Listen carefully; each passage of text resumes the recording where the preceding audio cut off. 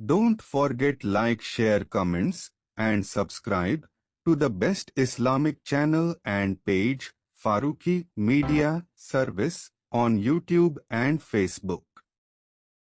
بسم الله الرحمن الرحيم نحمده ونصلي على رسوله الكريم أما بعد فأعوذ بالله من الشيطان الرجيم بسم الله الرحمن الرحيم والعصر إن الإنسان لفي خسر إلا الذين آمنوا وعملوا الصالحات وتواصوا بالحق وتواصوا بالصبر صدق اللہ العظیم۔ حضرات سامعین کرام، آج ہماری گفتگو کا موضوع سورۃ العصر کی تفسیر ہے۔ یہ سورت جو ابھی میں نے آپ حضرات کے سامنے تلاوت کی ہے، یہ سورت مکیہ ہے اور یہ قرآن کریم کی مختصر ترین سورتوں میں سے ایک سورت ہے۔ صرف 3 آیتوں پر مشتمل پورے قرآن میں صرف 3 ہی صورتیں ہیں: سورۃ الکوثر، سورۃ النصر اور یہ سورۃ العصر۔ لہذا یہ قرآن کریم کی مختصر ترین صورت ہے اور تقریباً ہر مسلمان کو یہ صورت یاد ہوتی ہے اور کثرت سے نمازوں میں یہ صورت پڑھی جاتی ہے۔ لیکن یہ صورت اپنے حجم کے اعتبار سے، اپنے سائز کے اعتبار سے، تعداد حروف کے اعتبار سے تو مختصر ترین صورت ہے، لیکن اپنے معنی کے اعتبار سے، مفہوم کے اعتبار سے، مضمون کے اعتبار سے یہ انتہائی جامع ترین صورت ہے۔ اردو کا جو ایک محاورہ ہے دریا بکوزہ، وہ اس صورت پہ صادق آتا ہے کہ سارے سمندر کے پانی کو ایک پیالے کے اندر کر دیا جائے، اسے کہتے ہیں دریا بکوزہ۔ چنانچہ اس صورت میں اللہ رب العزت نے معانی کے، مضامین کے اور تعلیمات ربانی کے ایک سمندر کو اس چھوٹی سی صورت کے اندر سمو دیا ہے۔ لہذا سائز کے اعتبار سے گرچہ یہ انتہائی مختصر ترین صورت ہے، لیکن معنی اور مفہوم کے اعتبار سے یہ انتہائی جامع ترین صورت ہے۔ اس کی جامعیت کا اندازہ اس بات سے لگایا جا سکتا ہے کہ حضرت امام شافعی رحمۃ اللہ علیہ نے اس صورت کے بارے میں فرمایا، مختلف الفاظ میں سلف صالحین نے امام شافعی کے اس قول کو نقل کیا ہے۔ خلاصہ ان کے قول کا یہ ہے کہ اگر صرف یہ ایک سورت نازل ہوئی ہوتی تو تنہا یہ ایک سورت ساری انسانیت کی ہدایت کے لیے کافی ہے۔ اور اس سورت کی اہمیت کا اندازہ اس بات سے آپ لگا سکتے ہیں کہ بعض صحابہ کرام کے بارے میں منقول ہے، جب وہ آپس میں ملاقات کرتے تھے اور ملاقات کے اختتام پر الگ ہوتے تھے تو الگ ہونے سے پہلے ہر ایک دوسرے کو یہ سورت سناتا تھا، اور ان کے اس معمول کا مقصد یہ تھا کہ یہ سورت ایسی ہے کہ ہمیشہ اس کا مضمون ہمارے پیش نظر رہنا چاہیے۔ یہ صورت ایسی ہے کہ ہمیشہ یہ صورت دنیا کی اس زندگی کے اندر ہماری نگاہوں کے سامنے رہنی چاہیے۔ اب ہم اس صورت کا ترجمہ سمجھ لیتے ہیں۔ اللہ تعالیٰ فرماتے ہیں والعصر، یہ واو جو ہے یہ قسمیہ ہے، اور العصر کے معنی آتے ہیں زمانہ، وقت۔ والعصر کا ترجمہ ہوا قسم ہے زمانے کی، ان الانسان لفی خسر، یقیناً سارے انسان خسارے میں ہے، نقصان میں ہے۔ اور امام اخفش نے خسر کا ترجمہ کیا ہلاکت اور بربادی میں ہے۔ الا الذین آمنوا، سوائے ان انسانوں کے جو ایمان لائے، وعملوا الصالحات، اور انہوں نے نیک کام کیے، وتواصوا بالحق، اور انہوں نے آپس میں ایک دوسرے کو حق پر قائم رہنے کی نصیحت کی، وتواصوا بالصبر، اور انہوں نے آپس میں ایک دوسرے کو صبر اور تحمل سے کام لینے کی تلقین کی۔ والعصر، قسم ہے زمانے کی، ان الانسان لفی خسر، یقیناً سارے انسان خسارے میں ہے، نقصان میں ہے۔ الا الذین آمنوا، سوائے ان انسانوں کے جو ایمان لائے، وعملوا الصالحات، اور انہوں نے نیک کام کیے، وتواصوا بالحق، اور حق پر قائم رہنے کی انہوں نے آپس میں ایک دوسرے کو تلقین کی، ترغیب دی، تاکید کی، نصیحت کی۔ وتواصوا بالصبر، اور اسی طرح انہوں نے ایک دوسرے کو صبر اور تحمل اختیار کرنے کی ترغیب دی، تلقین کی، دعوت دی۔ یہ اس سورت کریمہ کا ترجمہ ہے۔ اس سورت میں اللہ رب العزت نے پہلے ایک دعویٰ کیا ہے کہ سارے انسان خسارے میں ہیں۔ انسانیت کی ایک پرابلم کو، انسانیت کی ایک پریشانی کو، انسانیت کے ایک نقصان کو بیان کیا ہے، اور پھر اس نقصان سے بچنے کا فارمولہ اللہ تعالیٰ نے بیان کیا ہے۔ اور وہ فارمولہ جو ہے وہ 4 رکنی ہے، یعنی اس فارمولے کے 4 اجزاء ہیں۔ نمبر 1 الا الذین آمنوا، ایمان۔ نمبر 2 وعملوا الصالحات، اعمال صالحہ۔ نمبر 3 وتواصوا بالحق، یعنی تواصی بالحق، ایک دوسرے کو حق پر قائم رہنے کی دعوت دینا، ترغیب دینا، نصیحت کرنا۔ اور نمبر 4 وتواصوا بالصبر، صبر اور تحمل سے کام لینے کی ایک دوسرے کو ترغیب دینا۔ تو ساری انسانیت ایک بحران کا شکار ہے، ایک بہت بڑے خسارے اور نقصان سے دوچار ہے، اور اس سے بچنے کا جو طریقہ ہے وہ ایک فارمولہ ہے جس کے 4 اجزاء ہیں۔ اب جو ان 4 کاموں کو کرے گا، اس فارمولے پر عمل کرے گا، وہ نقصان سے اور تباہی سے بچ جائے گا، اور جو اس پر عمل نہیں کرے گا وہ نقصان اور تباہی کا شکار ہوگا۔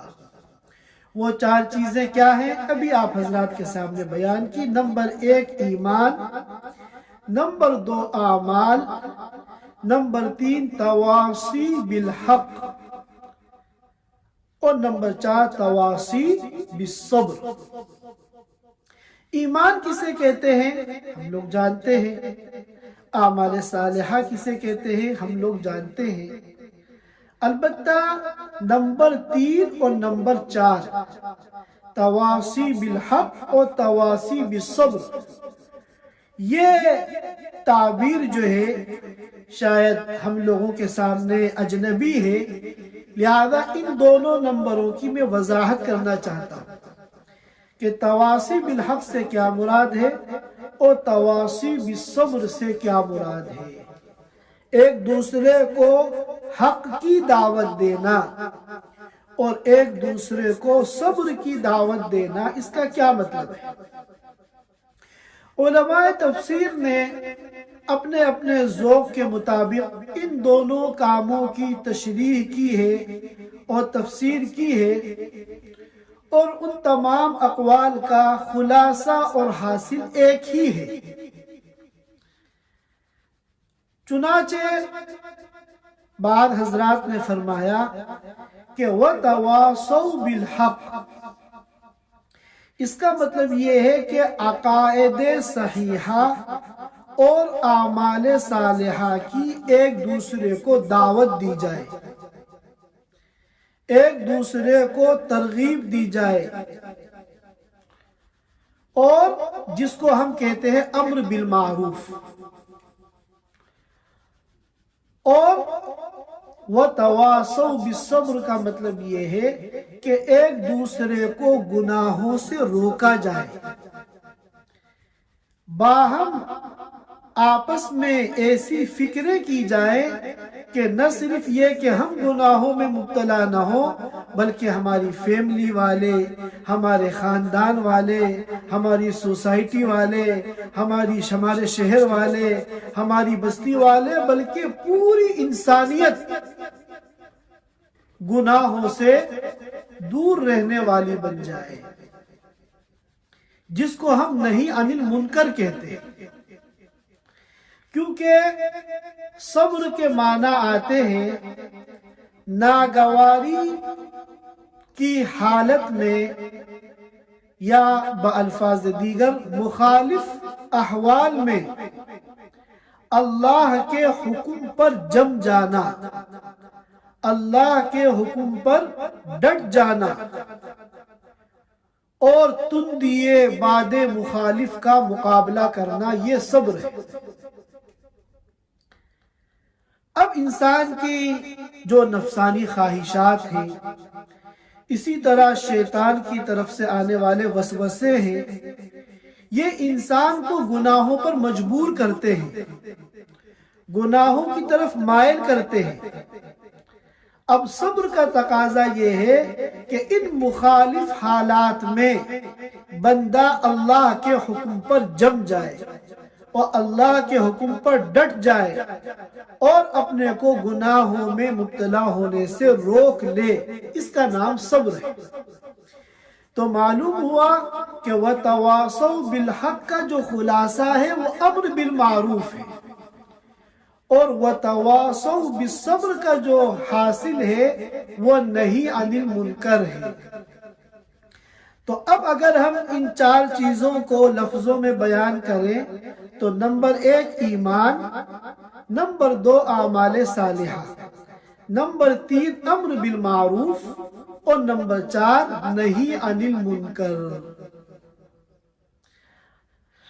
یہاں سے یہ بات معلوم ہوئی کہ ہم میں سے بہت سے لوگ جو بذات خود دیندار ہوتے ہیں، وہ خود نماز کی، روزوں کی پابندی کر کے اپنے کو گناہوں سے بچا کر مطمئن ہو جاتے ہیں، اور وہ یہ فکر نہیں کرتے کہ ان کے گھر والوں کی دینی حالت کیا ہے، ان کے معاشرے کی، جس سوسائٹی میں وہ رہتے ہیں وہاں دین کی حالت کیا ہے۔ وہ دوسروں کو دین پہ لانے کی فکر نہیں کرتے، خود اپنی زندگی میں دین کو حاصل کر کے وہ سمجھتے ہیں کہ یہ ہماری نجات کے لیے کافی ہے۔ یہ صورت جو ہے اس ذہنیت کی تردید کر رہی ہے۔ ان الانسان لفی خسر، سارے انسان نقصان میں ہیں، ہلاکت میں ہیں، بربادی میں ہیں، سوائے ان لوگوں کے جو ان چاروں پر عمل کریں۔ آپ اگر یہ چاہتے ہیں کہ پہلے دو پر عمل کر کے آپ نقصان سے بچ جائیں گے تو یہ آپ کی غلط فہمی ہے۔ ای خیال استو محال استو جنون، بلکہ اگر ہمیں ہر قسم کے نقصان سے، ہلاکت سے کما حقہ نجات حاصل کرنی ہے تو ہمیں ان چاروں کاموں پر عمل کرنا ہے۔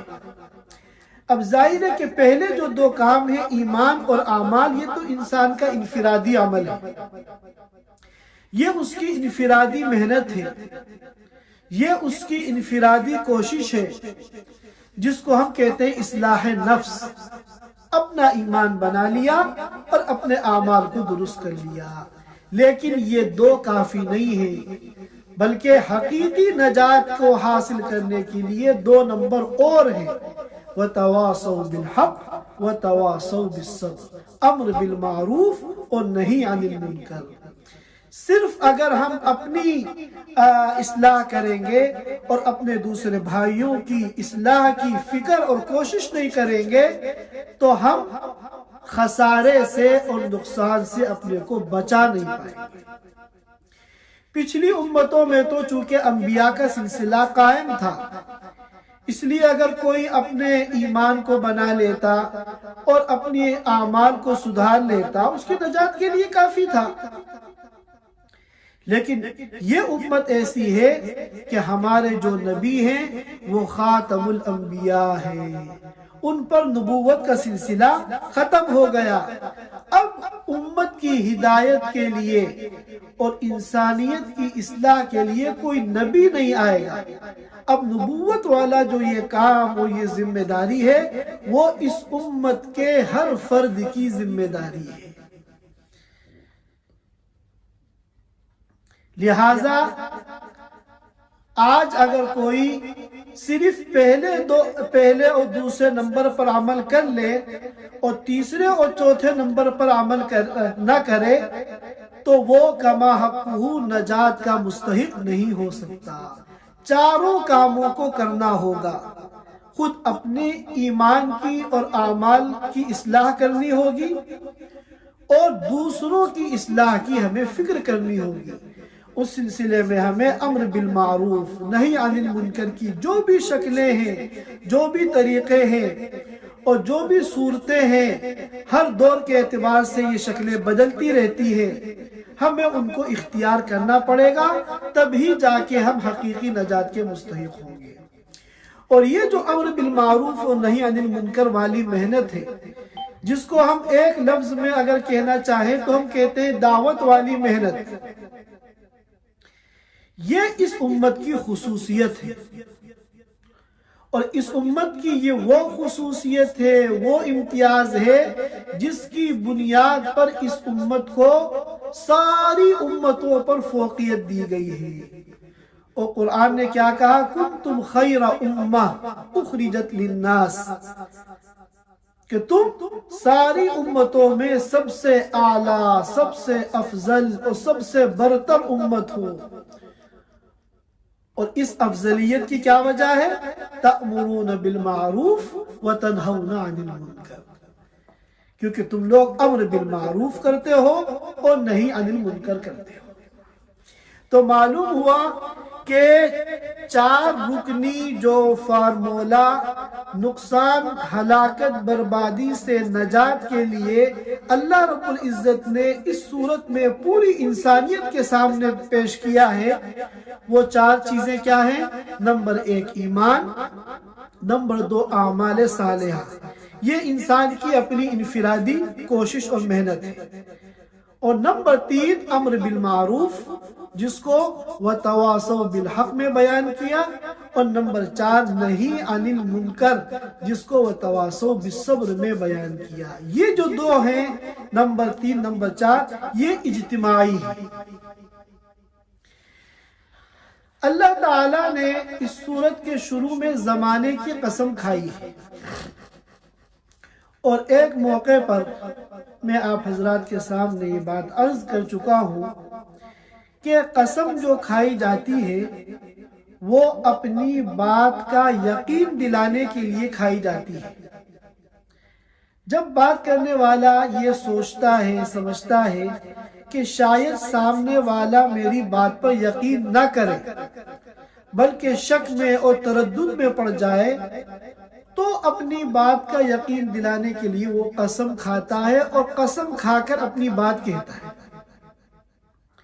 لیکن اللہ تعالیٰ اپنی کسی بات کا یقین دلانے کے لیے قسم کے محتاج نہیں ہے، معتبر ہے ان کا فرمایا ہوا۔ اللہ تعالیٰ کا ہر فرمان ہر قسم کے شک، شبہ اور تردد سے پاک ہے، اور اللہ تعالیٰ کی ہر بات یقینی طور پر صحیح ہے۔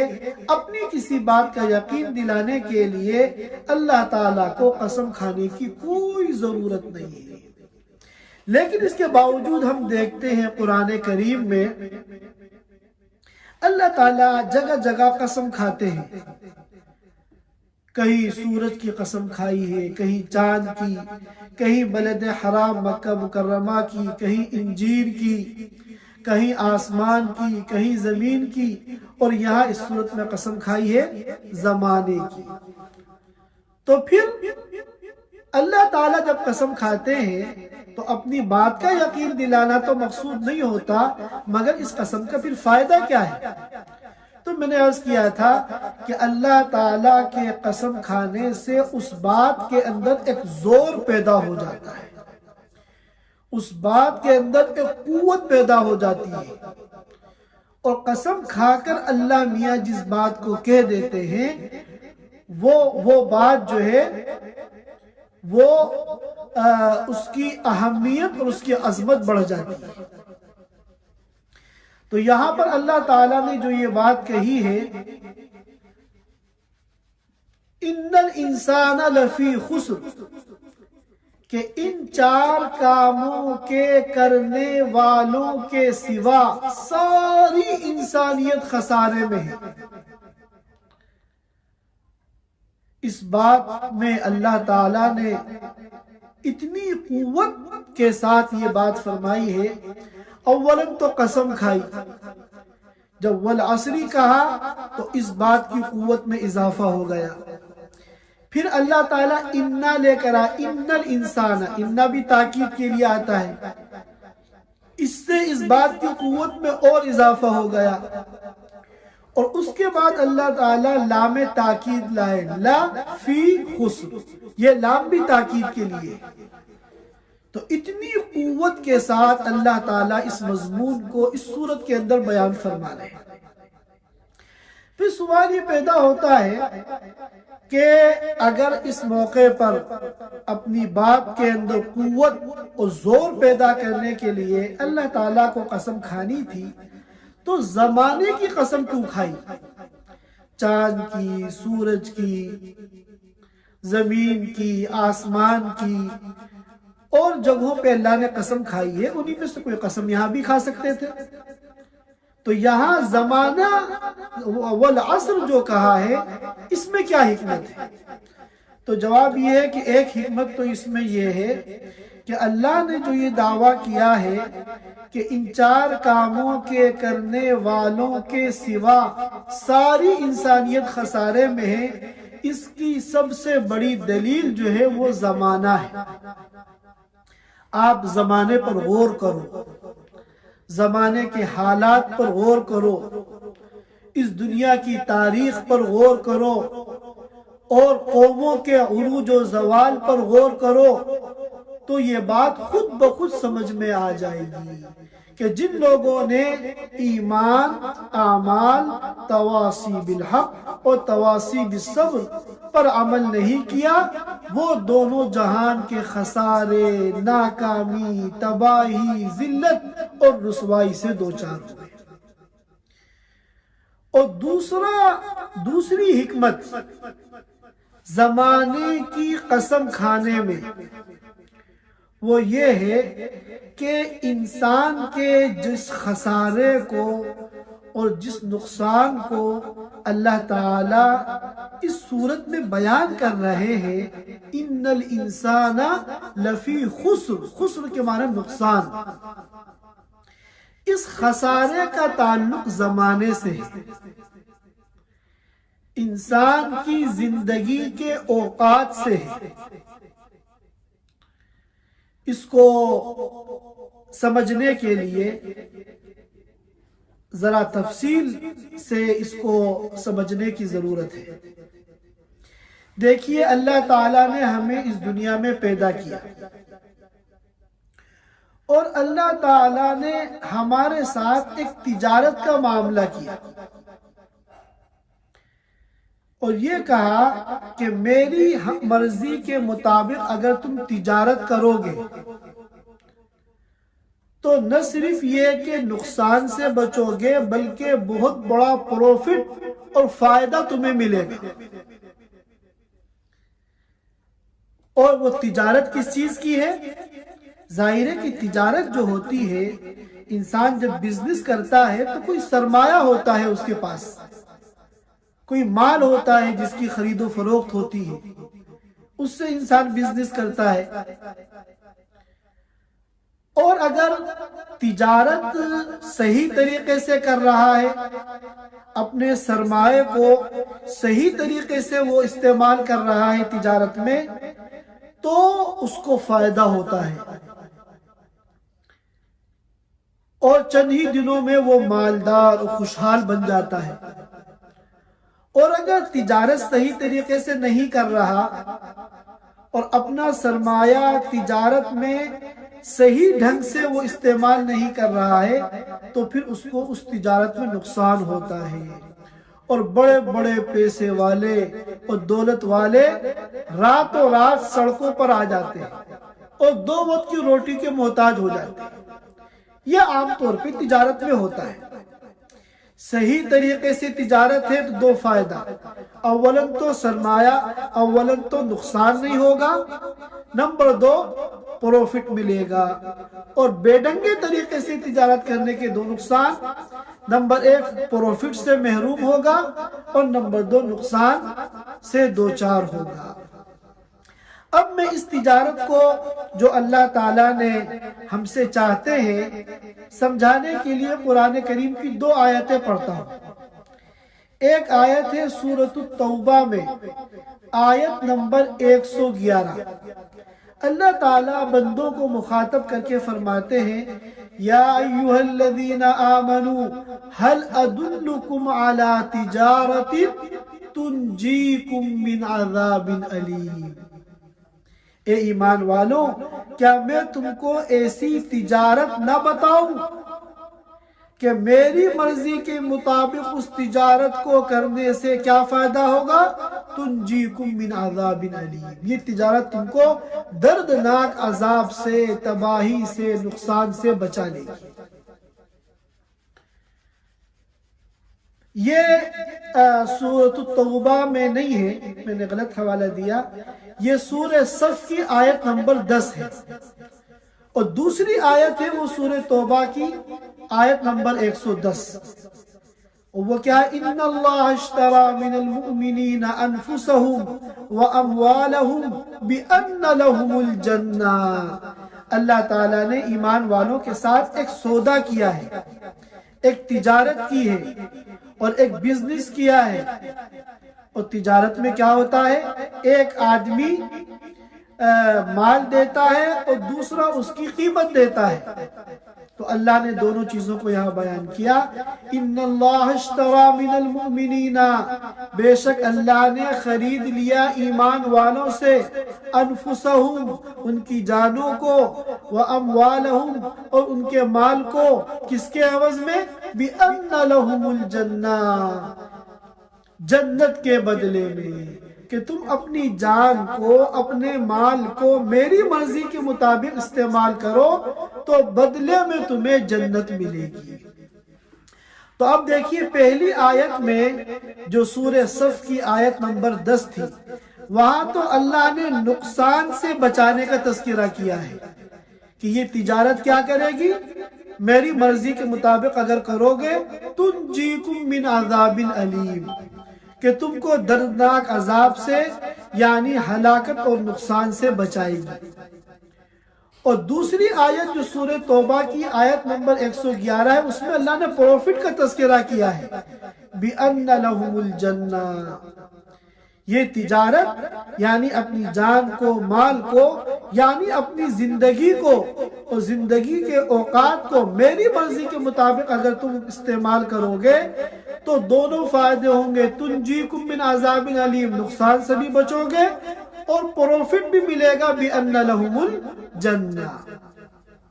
اب یہاں سمجھنے کی یہ بات ہے کہ ہماری اس تجارت کے اندر جو سرمایہ ہے وہ ہماری زندگی ہے، وہ ہماری زندگی ہے، اور زندگی نام ہے اوقات کا، زندگی نام ہے زمانے کا، اوقات کا. زندگی میں سال آتے ہیں، سالوں میں مہینے آتے ہیں، مہینوں میں ہفتے آتے ہیں، ہفتوں میں دن آتے ہیں، دنوں میں گھنٹے آتے ہیں، گھنٹوں میں منٹ آتے ہیں، منٹوں میں سیکنڈ آتے ہیں. یہ سب اوقات ہیں اور انہی کے مجموعے کا نام ہماری زندگی ہے. اسی لیے کہتے ہیں کہ چند سانسوں کے مجموعے کا نام زندگی ہے. جب بھی ہم کوئی سانس لیتے ہیں گویا کہ ہماری زندگی کا ایک جز ختم ہو گیا. اب سرمایہ جو ہوتا ہے، تجارت جس کی جاتی ہے، وہ کئی طرح کا ہوتا ہے. بعض سرمایہ تو ایسا ہوتا ہے کہ جو منجمد ہوتا ہے اور وقت کے گزرنے کے ساتھ ساتھ وہ خراب نہیں ہوتا یا ضائع نہیں ہوتا یا کم نہیں ہوتا. جیسے کسی کا قالین کا کاروبار ہے تو آج بھی قالین ہے اور اگر 6 مہینے تک وہ رکھا رہے تو بھی وہ قالین ایسا کا ایسے ہی رہتا ہے. لیکن ہمارا جو سرمایہ ہے، ہماری زندگی، یہ سرمایہ ایسا ہے جو ہر لمحہ کم ہو رہا ہے. ہر سیکنڈ ہماری زندگی کا سرمایہ کم ہو رہا ہے. اسی لیے ایک بزرگ نے کہا کہ میں ایک مرتبہ بازار میں گیا اور بازار میں نے دیکھا کہ ایک شخص ہے جو برف بیچ رہا ہے، برف کی سلیاں رکھی ہیں اور برف بیچ رہا ہے. لیکن وہ عام دکانداروں کی طرح بے فکر نہیں ہے. عام دکاندار تو بے فکر ہے، اب بقالے والے ہیں کہ سامان آج نہیں تو کل بک جائے گا، کل نہیں تو پرسوں بک جائے گا، سکون سے بیٹھے ہیں. یہ فکر مند ہے کیونکہ اس کا سرمایہ ایسا ہے جو پگھل رہا ہے. ہر اگلے مرحلے میں، اگلے منٹ میں اس کا سرمایہ کم ہو رہا ہے. تو وہ اس فکر میں ہے کہ جتنا جلد سے جلد میں اس کو بیچ دوں تو میں اپنے کو نقصان سے بچا لوں گا. یہ اگر ایسا کرے کہ آج میرا جی نہیں چاہ رہا ہے یہاں بیٹھنے کا، میں گھر چلا جاتا ہوں، اس کے اوپر برف کی سلیوں پر کیا کہتے ہیں کوئی کپڑا ڈال کر اور میں کل آ کے بیچوں گا، تو ظاہر ہے کہ کل جب یہ آئے گا اس کا سارا سرمایہ ختم ہو چکا ہوگا. لہذا ہمیں جو تجارت کے لیے سرمایہ ملا ہے یہ سرمایہ بہت قیمتی ہے اور ہر لمحہ کم ہو رہا ہے. ہو رہی ہے عمر مثل برف کم، ہو رہی ہے عمر مثل برف کم، چپکے چپکے رفتہ رفتہ دم بدم، सांस है एक रह रवे मुल्क आदम, दफअतन एक रोज ये जाएगा थम, एक दिन मरना है आखिर मौत है, कर ले जो करना है आखिर मौत है। हमारा एक एक लम्हा, एक एक मिनट इतना कीमती है कि अगर हमने इसको अब इन 4 कामों में इस्तेमाल नहीं किया तो फिर ये हमारे हाथ से निकल जाएगा और फिर वक्त जो है दोबारा नहीं आएगा। आज अल्लाह मियाँ ने हमें फारिग औकात भी दिए हैं, सेहत भी दी है, हम जितनी चाहें अल्लाह की इबादत कर सकते हैं, अल्लाह के रजा वाले काम कर सकते हैं, अल्लाह के दीन की खिदमत कर सकते हैं, अपनी इस्लाह की, अपने बच्चों की इस्लाह की, अपने रिश्तेदारों की इस्लाह की, अपने दोस्तों की इस्लाह की, पूरी इंसानियत की इस्लाह के लिए बहुत से काम कर सकते हैं। और फिर एक दिन ऐसा आएगा कि जब हमारा सारा वक्त बर्फ की तरह पिघल पिघल के एक दिन खत्म हो जाएगा। उस दिन हमें नदामत होगी, काश के हमने हमारी जिंदगी में अल्लाह ने हमें इतना बड़ा सरमाया दिया था, हम कुछ कर लेते और आखिरत की तैयारी कर लेते और अपने को दोनों जहान के खसारे से और नुकसान से अपने को बचा लेते। बाद बुजुर्गों को हमने सुना कि 80 साल की उम्र के बाद जब आवारिज हो जाते हैं, बीमारियां हो जाती हैं, तो अब वो सजदा नहीं कर सकते, कुर्सी पे बैठ के नमाज पढ़ते हैं। तो हमने देखा है कि वो बाकायदा रोते हैं कि अल्लाह हम सजदे से महरूम हो गए, अल्लाह हम सजदे से महरूम हो गए और आज कुर्सी पे बैठ के हमें नमाज पढ़नी पड़ रही है। तो यह वक्त हर एक का आ सकता है। आज अल्लाह ने हमें मौका दिया है सजदे करने का, अल्लाह की इबादत करने का, कुरान की तिलावत करने का।